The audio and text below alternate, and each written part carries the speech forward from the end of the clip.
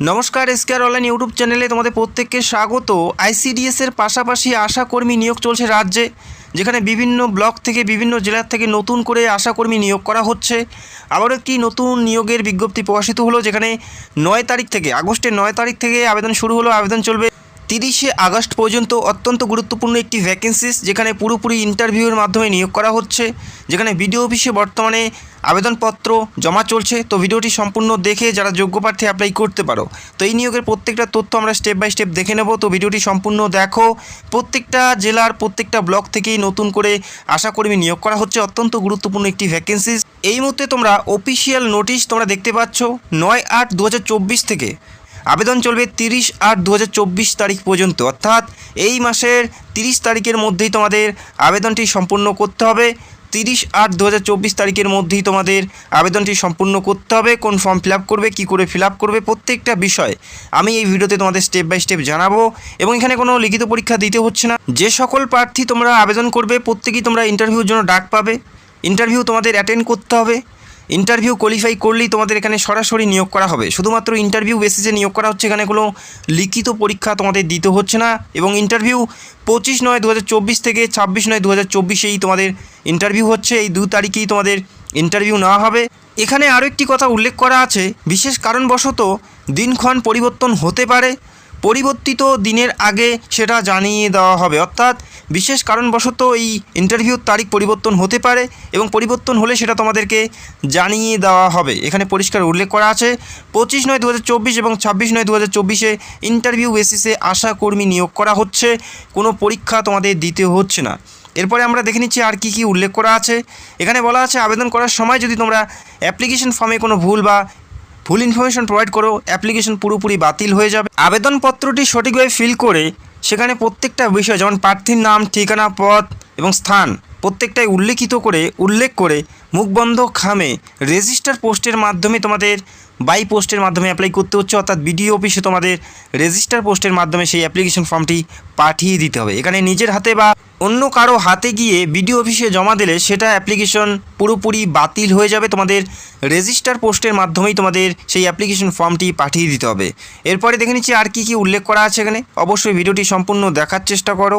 এখানে অ্যাপ্লাই করার জন্য যেটা বয়স থাকতে হচ্ছে 1/1/2024 তারিখ অনুযায়ী, 1/1/2024 তারিখ অনুযায়ী তোমাদের বয়স যারা জেনারেল 30 থেকে 40-এর মধ্যে বয়স থাকতে হচ্ছে যারা জেনারেল, 30 থেকে 40-এর মধ্যে বয়স থাকতে হচ্ছে যারা জেনারেল, এবং SC ST হলে 22 থেকে 40-এর মধ্যে বয়স থাকতে হবে যারা SC ST প্রার্থী। 1/1/2024 তারিখ অনুযায়ী তোমাদের বয়সটি ধরা হচ্ছে। আবারও জানাচ্ছি, যারা জেনারেল 30 থেকে 40-এর মধ্যে বয়স থাকতে হচ্ছে, এবং SC ST হলে 22 থেকে 40-এর মধ্যে তোমাদের বয়স থাকতে হবে। এবং বয়সের প্রমাণপত্র হিসেবে তোমাদের মাধ্যমিকের এডমিট কার্ড অথবা তোমাদের বার্থ সার্টিফিকেট তোমরা জমা করতে পারো অ্যাপ্লিকেশন ফর্মের সাথে। সেটা অবশ্যই জেরক্স কপি এবং সেলফ অ্যাটেস্টেড থাকতে হচ্ছে। তো আশা করি তোমরা বুঝতে পারলে। এবং এখানে অ্যাপ্লাই করার জন্য শিক্ষাগত যোগ্যতা মাধ্যমিক পাস, মাধ্যমিক অথবা মাধ্যমিকের সমতুল্য যে কোনো শিক্ষাগত যোগ্যতা এখানে অ্যাপ্লাই করতে পারো। কোনো পার্সেন্টেজের কথা উল্লেখ করা নেই, শুধুমাত্র মাধ্যমিক পাস করলেই তোমরা এখানে প্রত্যেকেই আবেদন করতে পারছো।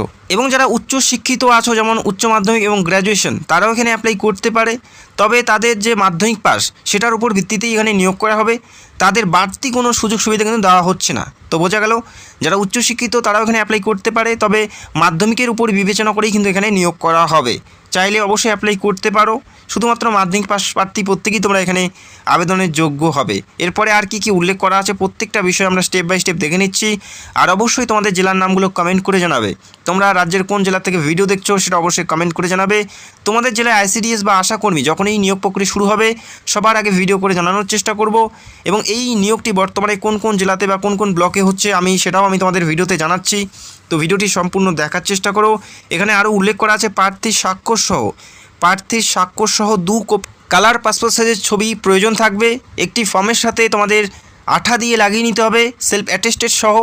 আরেকটি সেলফ অ্যাটেস্টেড সহ সেই ফটোটি তোমাদের সেই খামের মধ্যে ভরিয়ে নিতে হবে। তো আশা করি তোমরা বুঝতে পারলে, 2 কপি পাসপোর্ট সাইজের কালার ছবি তোমাদের থাকতে হবে, একটি ফর্মের সাথে লাগিয়ে নিতে হবে, আরেকটি সেই খামের মধ্যে ভরিয়ে তোমাদের পোস্ট অফিসে পাঠিয়ে দিতে হবে। তো আশা করি তোমরা বুঝতে পারলে, সেম ছবি তোমাদের থাকতে হবে।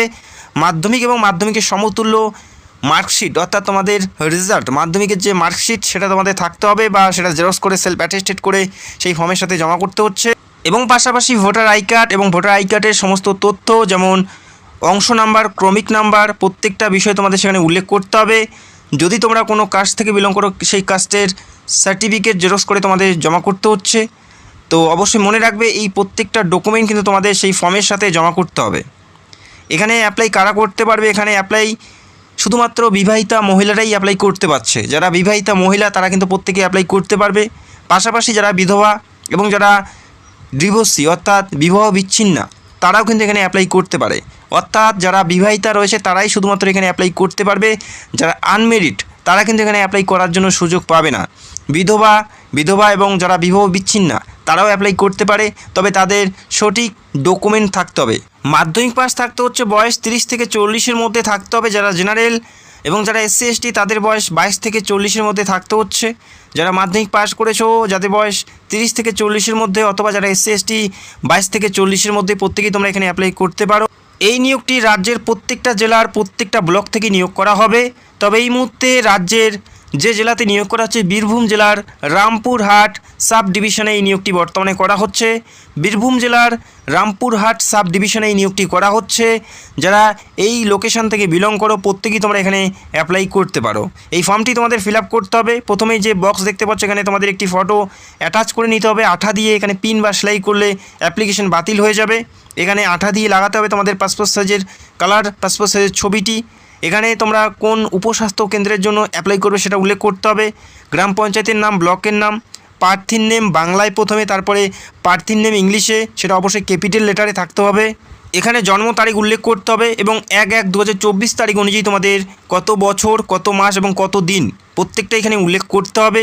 তারপরে প্রার্থীর স্বামীর নেম প্রথমে বাংলায় তারপরে ইংরেজিতে ক্যাপিটাল লেটারে উল্লেখ করতে হবে। ঠিক একইভাবে প্রার্থীর পিতার নাম তারপরে প্রথমে বাংলাতে তারপরে ইংলিশে তোমাদের উল্লেখ করতে হবে।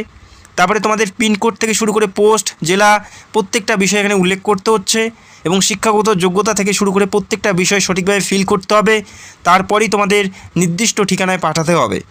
এবং বীরভূম জেলার রামপুরহাটে কোন কোন গ্রামে নিয়োগ করা হচ্ছে অনস্ক্রিন তোমরা দেখতে পাচ্ছ। নোটিশটি টেলিগ্রামে দেওয়া আছে, একবার অবশ্যই দেখে নেবে, যেখানে বিভিন্ন ব্লকের আন্ডারে বিভিন্ন গ্রামে নিয়োগ করা হচ্ছে। কিছুদিন আগে বীরভূম জেলার সুরি সদর থেকে নিয়োগের বিজ্ঞপ্তি প্রকাশিত হয়েছে।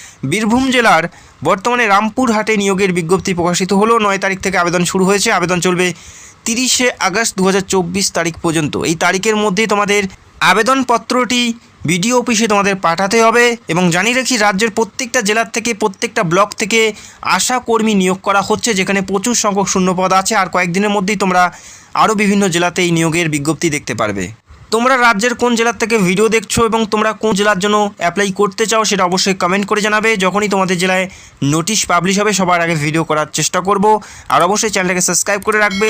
ভিডিওটি দেখার জন্য অসংখ্য ধন্যবাদ। Thank you so much.